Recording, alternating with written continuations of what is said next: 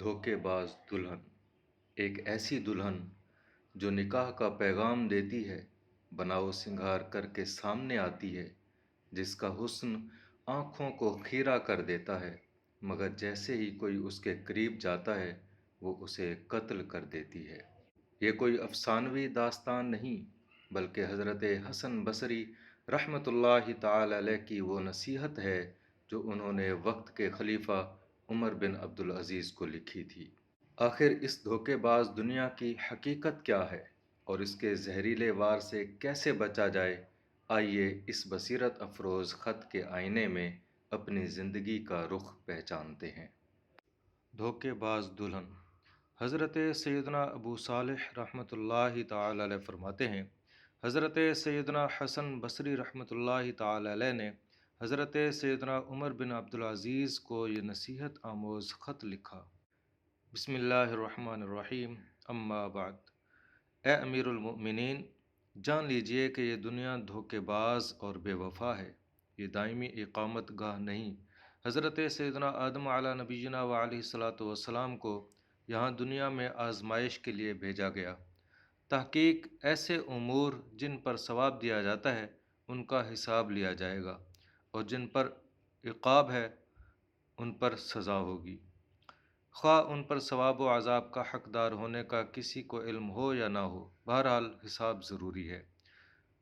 ہر دور میں دنیا کو پچھاڑنا ضروری ہے، اور اس کو پچھاڑنا عام پچھاڑنے کی مانند نہیں، بلکہ جو اسے شکست دیتا ہے یہ اس کی تعظیم کرتی ہے، اور جو اس کی تعظیم کرتا ہے یہ اسے ذلیل و خوار کر دیتی ہے۔ ہر دور میں یہ ڈائن یعنی دنیا کسی نہ کسی کو تباہ و برباد ضرور کرتی ہے۔ یہ میٹھے زہر کی مانند ہے کہ لوگ اسے فائدہ مند شے سمجھ کر کھا لیتے ہیں، حالانکہ وہ ہلاکت خیز ہوتی ہے۔ دنیا میں زاد راہ یہ ہے کہ دنیاوی آسائشوں کو ترک کر دیا جائے۔ دنیا میں تنگ دستی گناہ ہے۔ جو یہاں فقر و فاقہ کا شکار ہے، در حقیقت وہی غنی ہے۔ اے امیر المؤمنین، دنیا میں اس مریض کی طرح رہو جو اپنے مرض کے علاج کی خاطر دواؤں کی سختی برداشت کرتا ہے تاکہ اس کا زخم اور مرض مزید نہ بڑھے۔ اس تھوڑی تکلیف کو برداشت کر لو جس کی وجہ سے بڑی تکلیف سے بچا جا سکے۔ بے شک عظمت اور فضیلت کے لائق وہ لوگ ہیں جو ہمیشہ حق بات کہتے ہیں، انکساری و تواضع سے چلتے ہیں، ان کا رزق حلال اور طیب ہوتا ہے، ہمیشہ حرام چیزوں سے اپنی نگاہوں کو محفوظ رکھتے ہیں، وہ خشکی میں ایسے خوف زدہ رہتے ہیں جیسے سمندری مسافر، اور خوشحالی میں ایسے دعائیں کرتے ہیں جیسے مصائب و آلام میں دعا کی جاتی ہے۔ اگر موت کا وقت متعین نہ ہوتا تو اللہ عز و جل سے ملاقات کے شوق، ثواب کی امید اور عذاب کے خوف سے ان کی روحیں ان کے اجسام میں لمحہ بھر بھی نہ ٹھہرتیں۔ خالق لم یزل کی عظمت اور ہیبت ان کے دلوں میں راسخ ہے، اور مخلوق ان کی نظروں میں کوئی حیثیت نہیں رکھتی، یعنی وہ فقط رضائے الہی کے طلبگار ہوتے ہیں۔ اے امیر المؤمنین، جان لیجئے غور و فکر کرنا اعمال صالحہ اور بھلائی کی طرف لے جاتا ہے، گناہوں پر ندامت اعمال قبیحہ کو چھوڑنے کی طرف لے جانے والی ہے۔ فانی اشیاء اگرچہ کثیر ہوں، باقی رہنے والی اشیاء کی مانند نہیں۔ اگرچہ لوگ فانی اشیاء کے زیادہ طالب ہیں، اس تکلیف کا برداشت کر لینا جس کے بعد طویل اور دائمی راحت ہو، اس راحت کے حصول سے بہتر ہے جس کے بعد طویل غم و الم، تکالیف اور ندامت و ذلت کا سامنا کرنا پڑے۔ اس بے وفا، شکست خوردہ اور ظالم دنیا سے آخرت کی زندگی کئی درجے بہتر ہے۔ یہ دھوکے باز لوگوں کے سامنے مزین ہو کر آتی ہے اور خوب دھوکہ دے کر تباہ و برباد کر ڈالتی ہے۔ لوگ اس کی جھوٹی امیدوں کی وجہ سے ہلاکت میں پڑ جاتے ہیں۔ یہ اس دھوکے باز دلہن کی طرح ہے جو کسی کو نکاح کا پیغام دے، پھر آراستہ و پیراستہ ہو کر سامنے آ جائے، لوگ اس پر فریفتہ ہو رہے ہوں، اس کا بناوٹی حسن و جمال آنکھوں کو خیرہ کرنے لگے، دل اس کی طرف مائل ہو جائیں، اس کی ظاہری خوبصورتی دل و دماغ پر چھا جائے، پھر جب اس کا شوہر اس کے قریب جائے تو وہ اسے ظالمانہ انداز میں قتل کر ڈالے۔ اے امیر المؤمنین، گزرے ہوئے زمانے سے کوئی عبرت حاصل نہیں کرتا اور نہ ہی موجودہ صورتحال سے لوگ عبرت حاصل کرتے ہیں، اور نہ ہی موجودہ لوگ گزرے ہوئوں سے عبرت حاصل کرتے ہیں۔ ہر شخص اپنی ہی دنیا میں مگن ہے۔ عقل مند لوگ بھی تجربہ کے باوجود اپنے تجربوں سے فائدہ نہیں اٹھاتے، اور سمجھدار لوگ بھی عبرت آموز واقعات سے درس عبرت حاصل نہیں کرتے۔ اب تو صورتحال یہ ہے کہ ہر شخص اس ظالم دنیا کا شیدائی ہے، اس کی محبت میں غرق ہو چکا ہے، اور یہ محبت عشق کے درجے تک جا پہنچی ہے۔ اس کا عاشق اس کو چھوڑ کر کسی اور شے کی طرف راغب ہوتا ہی نہیں۔ دنیا اور اس کا چاہنے والا دونوں ہی ایک دوسرے کے طلبگار ہیں۔ دنیا کا شیدائی یہ سمجھتا ہے کہ میں حصول دنیا کے بعد کامیاب ہو گیا ہوں، حالانکہ وہ ہلاکت کے عمیق گڑھوں میں گر چکا ہوتا ہے۔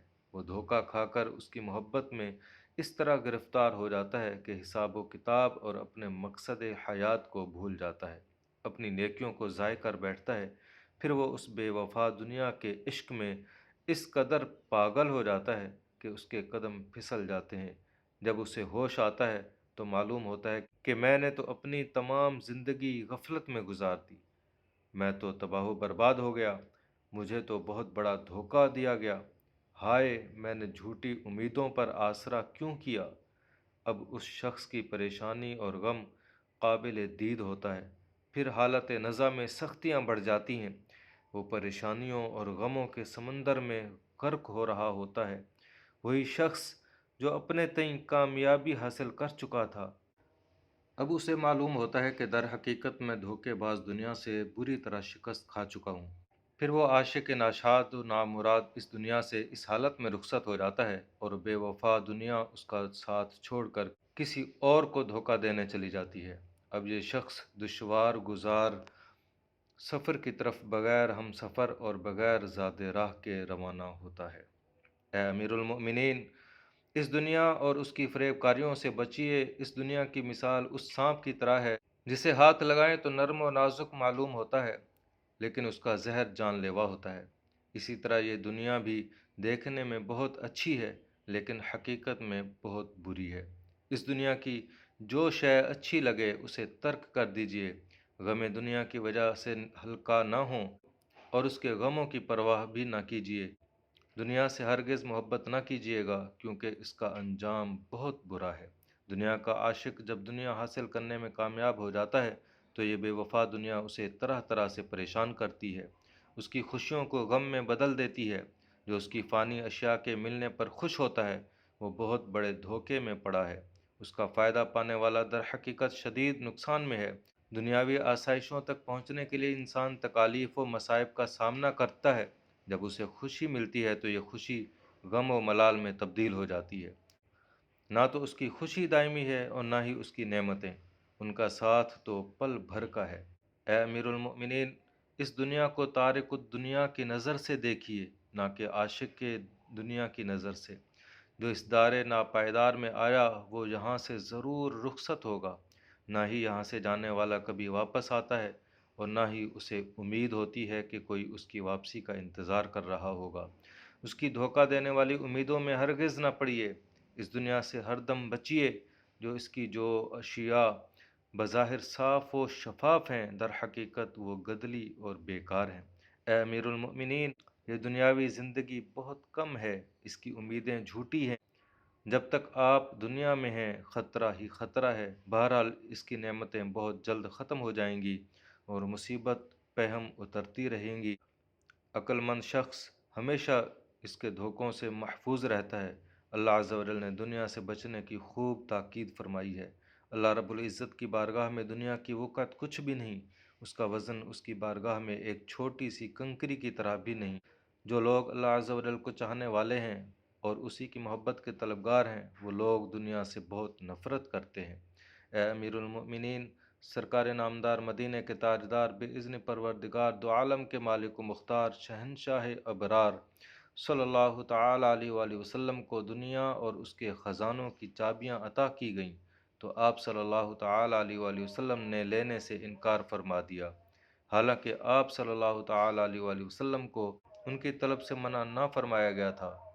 اور اگر آپ صلی اللہ تعالیٰ علیہ وآلہ وسلم ان چیزوں کو قبول بھی فرما لیتے تب بھی آپ صلی اللہ تعالیٰ علیہ وآلہ وسلم کے مرتبہ میں کوئی کمی واقع نہ ہوتی، اور جس مقام و مرتبہ کا آپ صلی اللہ تعالیٰ علیہ وآلہ وسلم سے وعدہ کیا گیا ہے وہ ضرور آپ صلی اللہ تعالیٰ علیہ وآلہ وسلم کو ملتا ہے۔